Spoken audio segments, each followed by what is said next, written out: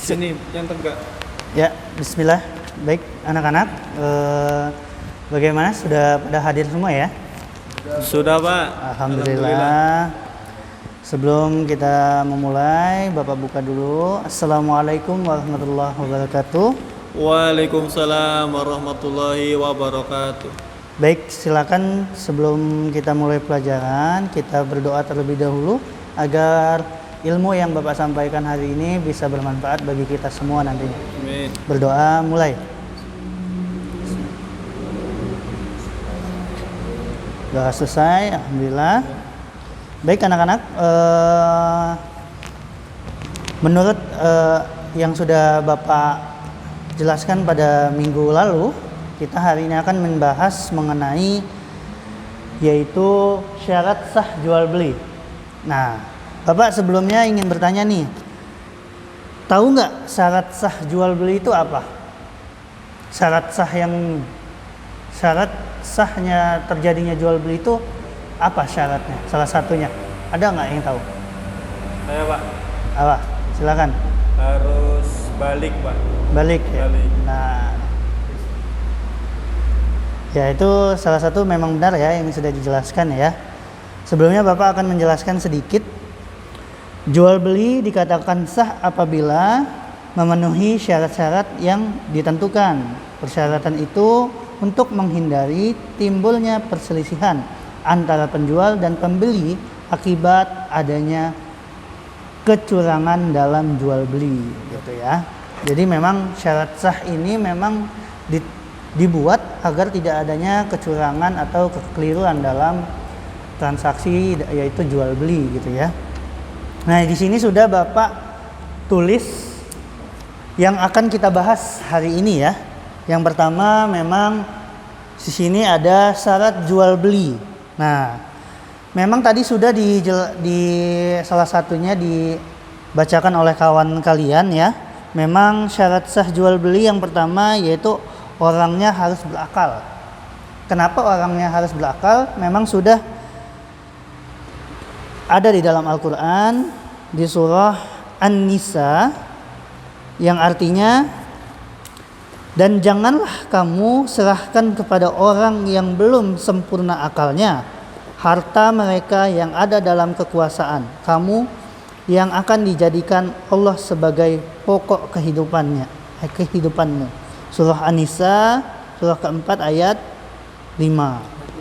Nah, itu memang yang pertama memang harus berakal. Jadi bagi anak-anak nanti ketika memang ingin bertransaksi, memang dalam berjual beli apapun itu, kalian harus mengetahui yang menjual itu akalnya baik atau tidak.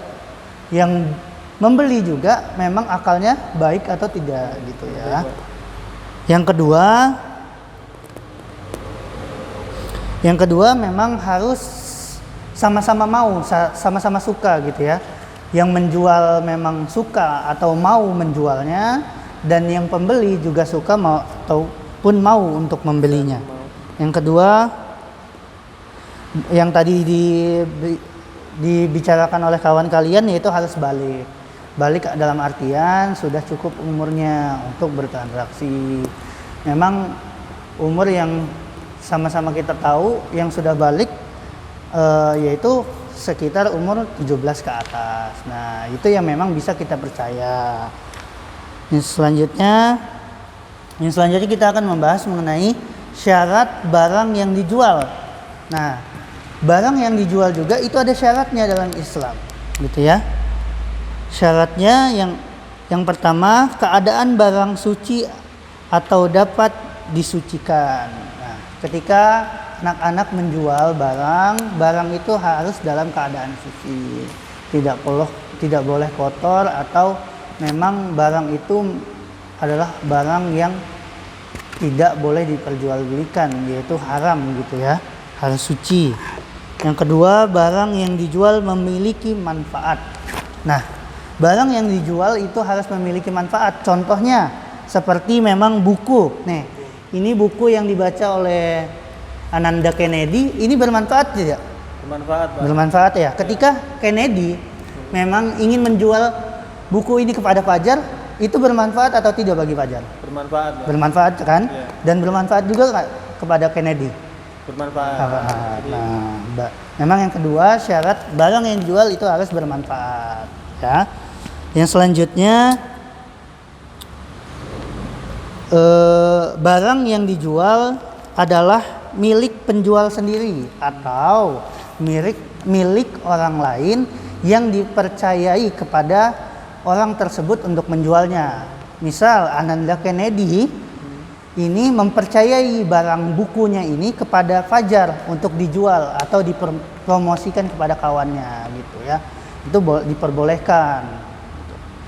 Jadi jangan tiba-tiba Fajar ini melihat bukunya Kennedy tidak dibaca, lalu Fajar ini berinisiatif sendiri gitu, menawarkan kepada kawan yang lain. Nah, itu tidak boleh ya. Harus ada persetujuan dari yang memiliki barang tersebut ya. Nah, pembahasan selanjutnya yaitu syarat ijab qabul. Nah, dalam jual beli juga ada yaitu namanya ijab qabul ya. Ijab qabul tidak hanya di pernikahan. Jadi kita memang di dalam jual beli juga ada membahas mengenai ijab qabul. Bapak akan menjelaskan sedikit mengenai ijab qabul. Yang pertama ya ijab. Ijab adalah pernyataan penjual barang, sedangkan qabul adalah perkataan pembeli barang. Sedangkan ijab qabul merupakan kesepakatan antara penjual dan pembeli atas dasar suka sama suka. Ijab qabul dikatakan sah apabila memenuhi syarat. Nah, ijab qabul juga ada syaratnya. Jadi jika memang bisa dikatakan ijab qabul, ada syaratnya. Yang pertama, qabul harus sesuai dengan ijab. Nah, perkataan pembeli harus sesuai dengan perkataan penjual gitu ya. Yang kedua, ada kesepakatan antara ijab dengan qabul pada barang yang ditentukan mengenai ukuran dan harganya. Yang selanjutnya, akad tidak dikaitkan dengan sesuatu yang tidak ada hubungannya dengan akad. Misalnya, buku ini akan dijual kepadamu 10.000 jika saya memenuhi uang. Yang selanjutnya, akad tidak boleh berselang lama karena hal itu masih berupa janji. Nah, berupa janji dalam artian memang orang pembeli ini ingin membeli namun bertele-tele gitu ya, terlalu lama, maka itu hanyalah janji seorang pembeli itu ingin membeli yang barang yang dijual gitu ya. Selanjutnya ada di sini jual beli juga ada yang diperbolehkan dan ada yang dilarang. Adapun jual beli yang diperbolehkan, yang pertama memperjualbelikan barang-barang yang telah memenuhi rukun dan syarat dalam jual beli. Nah, dalam jual beli juga ada rukun dan syaratnya ini tadi. Memang harus balik, harus memiliki akal gitu ya, dan barang tersebut memiliki manfaat. Nah, itu dia. Jadi memang pertama, barang yang boleh diperjualbelikan memiliki rukun dan syarat yang untuk jual beli. Yang kedua, jenis barang yang dijual halal. Ingat sekali lagi, jika itu makanan itu harus halal. Tidak boleh makanan-makanan yang dilarang oleh Islam gitu ya. Dan gitu juga barang-barang yang lainnya gitu. Yang ketiga, jenis barang itu dalam keadaan suci. Nah, itu lagi tadi sudah ditekankan, barang itu dalam keadaan suci, tidak dalam keadaan yang kotor gitu ya. Yang keempat, barang yang dijual memiliki manfaat. Itu lagi tadi sudah dijelaskan oleh Bapak, barang yang kita jual, makanan yang kita jual, apapun yang kita jual itu harus memiliki manfaat bagi penjual maupun pembelinya gitu ya. Yang selanjutnya, atas dasar suka sama suka, bukan karena paksaan. Jadi yang tadi, jika memang Kennedy ingin menjual, itu dia benar-benar ingin menjual, tidak dipaksa oleh Fajar lu harus jual, kamu harus jual gitu ya, tidak boleh gitu ya. Yang selanjutnya saling menguntungkan. Nah benar tadi, satu sama-sama suka, menguntungkan juga, yang menjual untung, yang membeli juga harus untung gitu ya. Nah ya selanjutnya jual beli yang dilarang. Jual beli yang dilarang, yang pertama memperjualbelikan barang-barang yang haram, yang tadi sudah dijelaskan. Yang kedua, jual beli barang untuk mengacaukan pasar. Nah ini dalam keadaan pasar begitu, maksudnya menjual barang-barang di pasar itu hanya untuk mengacaukan keadaan dalam di pasar itu gitu ya. Itu hanya strategi dia untuk mengacaukan keadaan. Nah itu tidak diperbolehkan. Jual beli barang curian. Nah, itu juga tidak boleh. Misalnya Fajar mengambil penanya Kennedy. Nah, tapi Fajar ini menjualnya tanpa pengetahuannya Kennedy. Nah, itu tidak boleh. Itu sama saja barang curian, ya. Jual beli dengan syarat tertentu. Nah, itu tidak boleh. Seperti banyak sekarang menjual rumah, jual mobil, itu ada syaratnya. Nah itu tidak boleh ya, harus tanpa syarat. Yang selanjutnya jual beli yang mengandung unsur tipuan. Nah tidak boleh ada penipuan dalam jual beli.